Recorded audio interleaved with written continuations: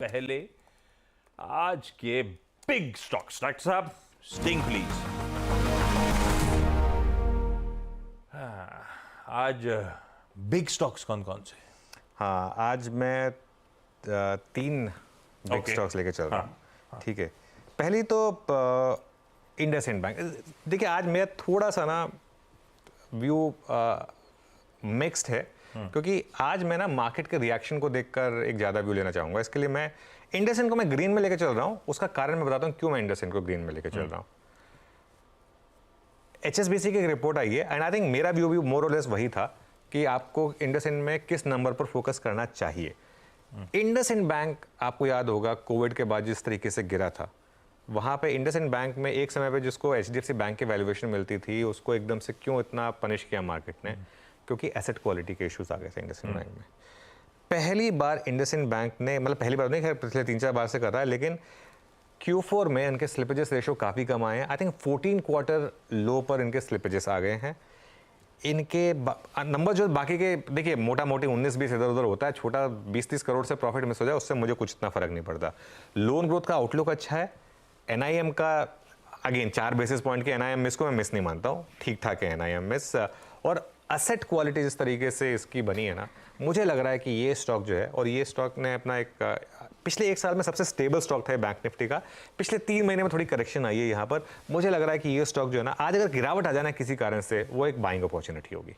ये मेरा व्यू है इंडसइंड बैंक में। मुझे लग रहा है कि इंडसइंड बैंक में यहाँ से खोने को नहीं है ज़्यादा, पाने को बहुत कुछ है। ये इंडसइंड बैंक पर मेरा व्यू है।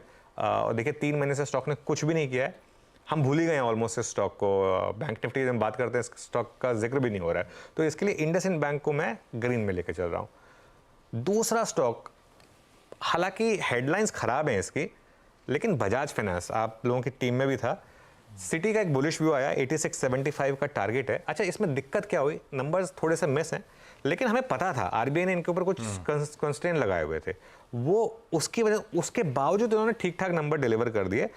इन्होंने ये बोला है कि H1 में इनके मार्जिन गिरेंगे, ये एक नेगेटिव फैक्टर है, इसकी वजह से हो सकता है स्टॉक में थोड़ी सी गिरावट आए। लेकिन कंपनी ने बोला है कि आपकी जो RBI की जो ऑब्जेक्शन थी ना, हमने उन पे काम कर लिया है, आप प्लीज़ हटा दीजिए उन रिस्ट्रिक्शंस को। अब RBI ने अगर तो रिस्ट्रिक्शंस हटा दी तो ये स्टॉक वापस अपने प्रीवियस हाई पे चला जाएगा। आज मुझे लग रहा है कि मार्केट थोड़ा लीप ऑफ फेथ देगा इसको, और इस स्टॉक में एक बड़ी रैली बनी थी, लेकिन ऑफ लेट थोड़ा सा कंसोलिडेट किया स्टॉक ने। बजाज फाइनेंस हर साल आपको एक करेक्शन देता है 20-25% की, उसके बाद ऑल टाइम हाई लगाता है। अगर ये वही स्विंग है तो मुझे लग रहा है कि इसका फिर ऑल टाइम हाई इस स्विंग में लगना चाहिए, और वो कल्मिनेट होगा जिस दिन RBI वो रेस्ट्रिक्शन हटा देगा, तो उस दिन। ये मेरा एक व्यू है। इसके लिए मैं एक बजाज फाइनेंस को भी न्यूट्रल लेके चल रहा हूँ, लेकिन मेरा बायस दोनों पर थोड़ा सा पॉजिटिव है। समहाउ दोनों पर मेरा बायस थोड़ा सा पॉजिटिव है, इंडसइंड बैंक पर भी और बजाज फाइनेंस पर भी। तीसरा बिग स्टॉक अगर बन गया तो ठीक है, वरना हम बाद में डिस्कस करेंगे। ओके, एक सुबह सुबह गोल्डमैन सैक्स की एक रिपोर्ट आई है, बहुत इंटरेस्टिंग है। और एक चार्ट देखिए आशीष, ये कह रहे हैं कि ब्लिंकिट की पर share implied value is larger than food delivery. आपको याद होगा जब जोमेटो ने ब्लिंकिट खरीदा था तो बहुत लोगों ने कहा था कि ये क्या कर दिया इन्होंने। हाँ। और आज की डेट में जोमेटो का जो सबसे फेवरेबल चीज़ है वो एक्चुअली ब्लिंकिट है। और मैं पिछले 6 महीने से जोमेटो पर वन वे पॉजिटिव रहा हूँ। पहले मैं नेगेटिव था, मैंने हमेशा बोला था कि पहले मैं नेगेटिव था, लेकिन कंपनी ने उसके बाद अपने आप को चेंज किया, प्रॉफिटेबिलिटी पर फोकस किया, मेरा व्यू बदला, और उसके बाद से मैं पॉजिटिव रहा हूँ जोमेटो पर। और ये उन्होंने ब्लिंकिट की वैल्यू लिए 119 रुपये और फूड डिलीवरी की वैल्यू लिए 98 रुपीज़। तो कुल मिलाकर सम ऑफ द पार्ट उनके हिसाब से हो गया 217 रुपये। ठीक है, एक बार वो चार्ट वापस रख दीजिए प्लीज़। जोमेटो वो जो गोल्डमैन सैक्स वाला, उसमें एक आपको और एक चीज़ बताता हूँ।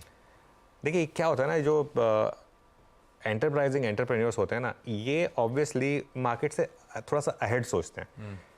मार्क ज़करबर्ग ने जब इंस्टाग्राम एक्वायर किया था $1 बिलियन में, उन्होंने जाके सीधा इंस्टाग्राम के ओनर की बेल बजाई थी। उन्होंने कहा था कि आपकी कंपनी मुझे खरीदने $1 बिलियन दे रहा हूँ। उन्होंने कहा हाँ भाई ले लो। व्हाट्सएप जब उन्होंने $17 बिलियन में लिया था तो लोगों ने कहा था कि ये इतना पैसा दे रहे हैं। आज की डेट में अगर आप मेटा का वैल्यूएशन देखेंगे, सबसे ऊपर व्हाट्सएप, फिर इंस्टाग्राम, फिर फेसबुक। खुद ही देख लीजिए आप सबसे ज़्यादा क्या यूज़ करते हैं, व्हाट्सएप, उसके बाद इंस्टाग्राम, उसका कभी कभी ज़िंदगी में मतलब महीने में एक बार फेसबुक पे कभी लॉगिन कर लिया तो कर लिया। ठीक है, तो अब सबसे ज़्यादा लोग जोमेटो क्यों यूज़ करते हैं? ब्लिंकिट के लिए। कुछ भी आपको चाहिए, अरे ये चाहिए मुझे, ब्लिंकिट पे ऑर्डर कर दें, क्विक डिलीवरी, ठीक है ना? तो इसके लिए तो ये एक बहुत इंटरेस्टिंग रिपोर्ट आई है आज सुबह, जो ये कह रही है कि जो जोमेटो है उसका जो ब्लिंकिट का बिजनेस है उसको ज़्यादा हाई वैल्यू कर रहे हैं उससे। इसके लिए इसको आज मैं ग्रीन में लेके चल रहा हूँ। बहुत बढ़िया। ये क्विक कॉमर्स कंपनी गजब है। अब बीवी बोलेगी नीचे जाके ये ले आओ, जितनी देर में वापस आऊंगा उतनी देर में तो ये भी डिलीवर कर देंगे।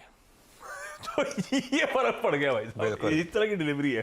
खैर, आज के big stocks IndusInd bank, Bajaj finance और रखिए बहुत इंटरेस्टिंग जोमैटो स्क्रीन्स पर। चलिए भाई, बहुत बढ़िया, हमने सीरीज के स्टॉक्स डिस्कस करे, आज के बिग स्टॉक डिस्कस करे, आगे अपन आज के स्पॉटलाइट्स भी लेकर आएंगे। पर आप पैनल को दिखाइए प्लीज स्क्रीन्स पे, और मुस्कुराते हुए गाबा सर, क्योंकि सबसे पहले इंडसइंड बैंक था और उसके जलवे की तारीफ थी। गाबा सर तो गायब ही है।